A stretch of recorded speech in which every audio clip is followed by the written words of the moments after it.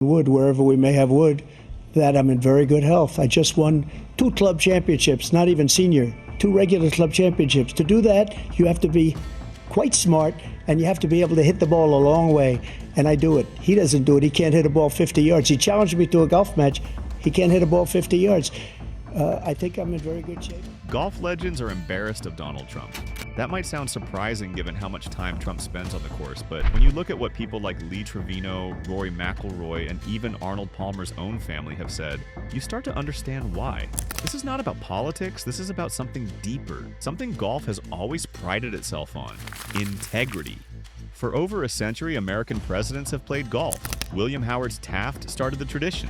Dwight Eisenhower was a member at Augusta National. George Bush, Bill Clinton, and Barack Obama all played the game. The sport loved them for it. They were guests of the game. They respected the clubs. They followed the rules. They understood what golf represented. They played with humility. They accepted defeat graciously. They never used the game as a stage for their ego. Donald Trump changed that dynamic completely. He did not come to golf as a guest. He came as an owner, bought courses, he built resorts, he stamped his name on fairways across the world. He turned himself into a brand within the sport, and in doing so, he created attention that had never existed before. Because Trump was not just playing golf, he was competing with it, he was trying to own it. He wanted the game to revolve around him. That tension exploded when Trump entered politics. Suddenly, the legends of the game had to make a choice. Do they stay silent? Do they defend the traditions of golf? Do they speak out when those traditions are violated? What happened next fractured the sport in ways no one expected. Let's start with Rory McIlroy. In 2017, McIlroy accepted an invitation to play around with President Trump at Trump International in West Palm Beach. At the time, McIlroy defended the decision. He said Trump was charismatic and personable. He said Trump treated everyone well, from the players to the workers in the cart barn. McIlroy believed in respecting the office of the president, regardless of who held it. He thought it was the right thing to do. That respect did not last. May 2020, everything had changed. McIlroy went on a golf podcast and said something that shocked the sport. He admitted he had enjoyed that day with Trump, but then he made it clear. He did not agree with anything Trump was saying or doing. Not as a politician, not as a leader, and definitely not during a pandemic. McIlroy's frustration centered on Trump's behavior during COVID. He pointed to Trump bragging about the United States conducting the most tests, like it was some kind of competition. McIlroy said that was not how a leader should act. He said there needed to be diplomacy. There needed to be unity. And Trump was not showing that. He was dividing people when they needed to come together most. Then came the question everyone wanted answered. McIlroy ever play with Trump again? His response was immediate. No, he would not. He acknowledged it might sound self-serving to refuse, but he was done. He was not going to put himself in that position again. For McIlroy, this was not about avoiding scrutiny. It was about refusing to endorse behavior he found dangerous and divisive. Trump's response was predictable. He dismissed McIlroy's concerns as a simple disagreement over policy. But for McIlroy, it was never about tax brackets or regulations. It was about tone. It was about leadership. It was about the way Trump spoke to the world. McIlroy is a European golfer with a global perspective. He saw Trump's inflammatory rhetoric as incompatible with the values golf needed to thrive internationally, and he was willing to lose American fans to stand by that belief. If you are enjoying this video so far, do me a favor. Hit that subscribe button and drop a comment below. Do you think integrity still matters in modern sports? Let me know what you think.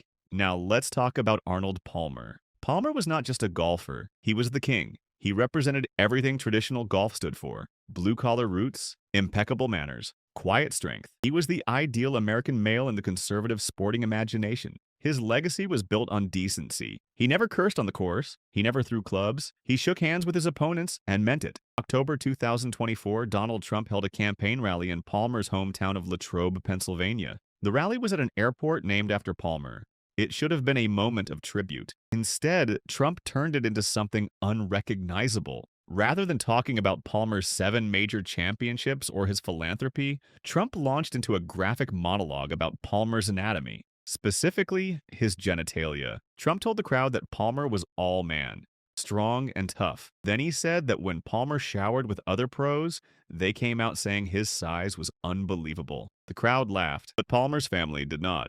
Peg Palmer Wares, Arnold's daughter, issued a public rebuke. She called Trump's remarks disrespectful and inappropriate. She said they were hackneyed locker room anecdotes that seemed designed to distract from important issues.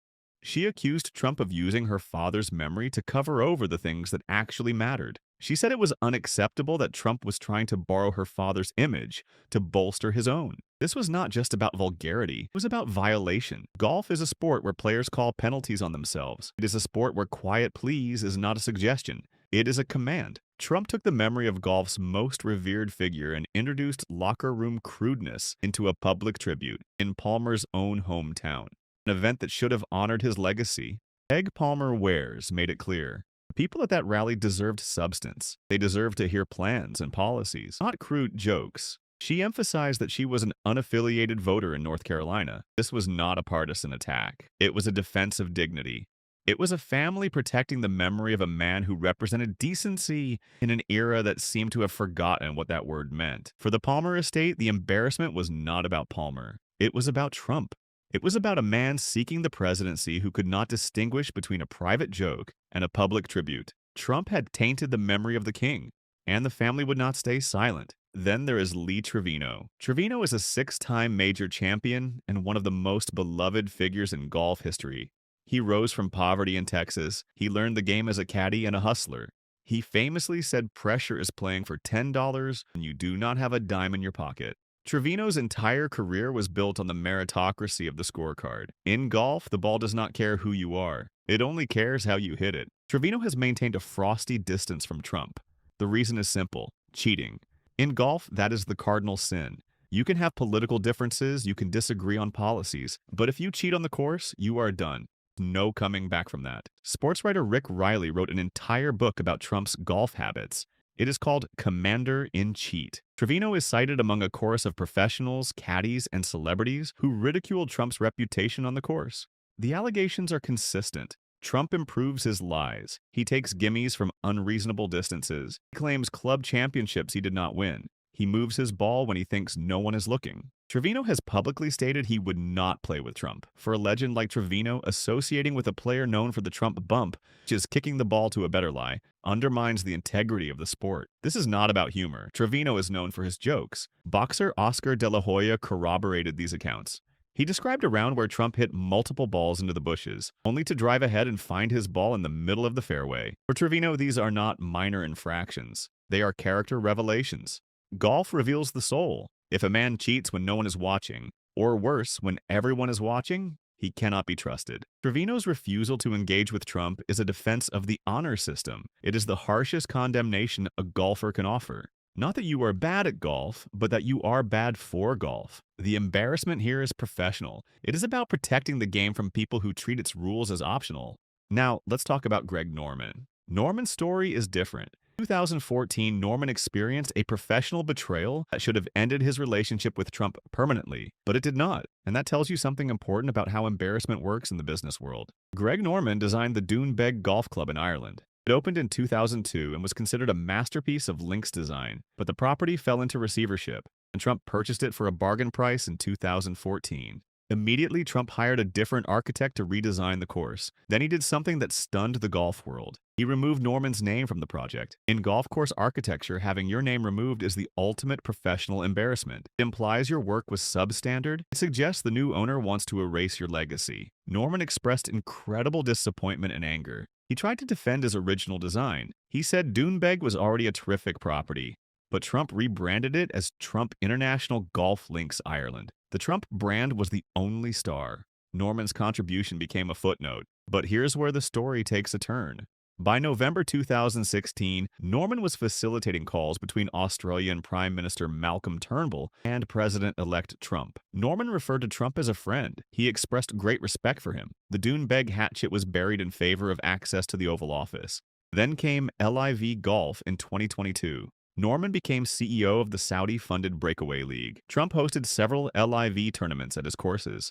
The two men found common ground as disruptors of the PGA Tour establishment. While the initial removal of Norman's name was a source of embarrassment, their mutual alignment against the golfing status quo repaired the breach. For Norman, embarrassment was a temporary state. It was subordinate to capital interests and shared enemies. This is the opportunist wing of golf, where values are negotiable if the price is right. Finally, there is Tiger Woods. Woods has navigated the Trump era with extreme caution. Unlike McIlroy's vocal opposition or Trevino's ridicule, Woods adopted a strategy of silence. And that silence speaks volumes. Woods has known Trump for decades. They have played together.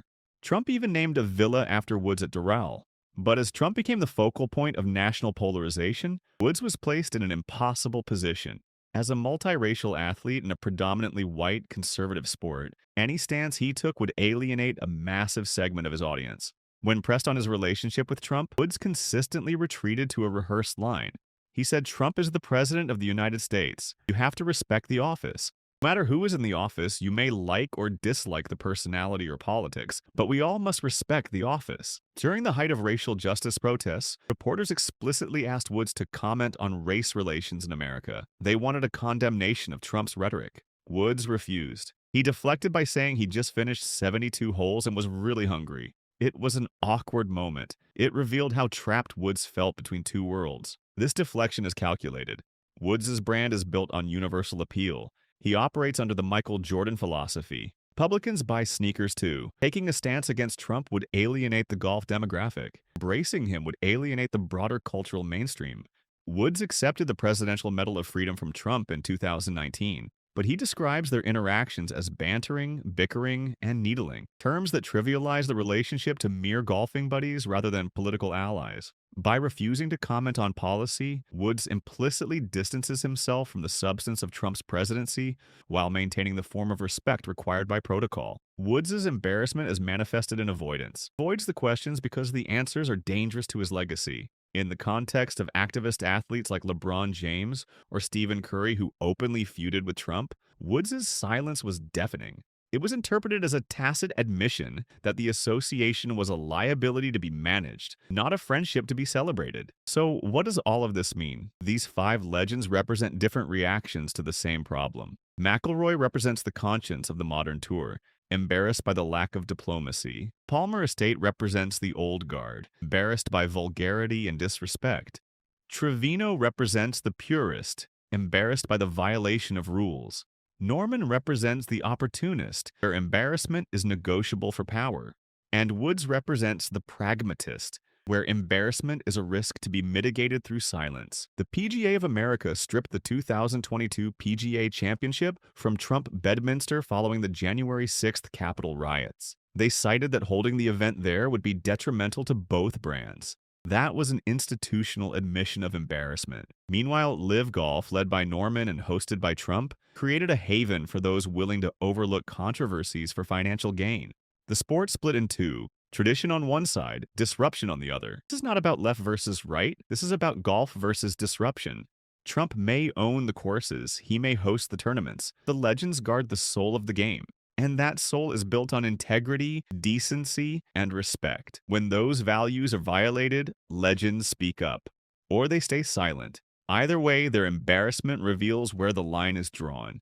Golf will survive this fracture. It always has. The game is bigger than any one person. It is bigger than any president or any billionaire. Because at its core, golf is about honesty. It is about calling penalties on yourself when no one is watching. It is about respecting your opponents and honoring the history of the sport. Those values do not change, and the legends who defended them will be remembered long after the noise fades. The game will endure because its foundations are stronger than any controversy.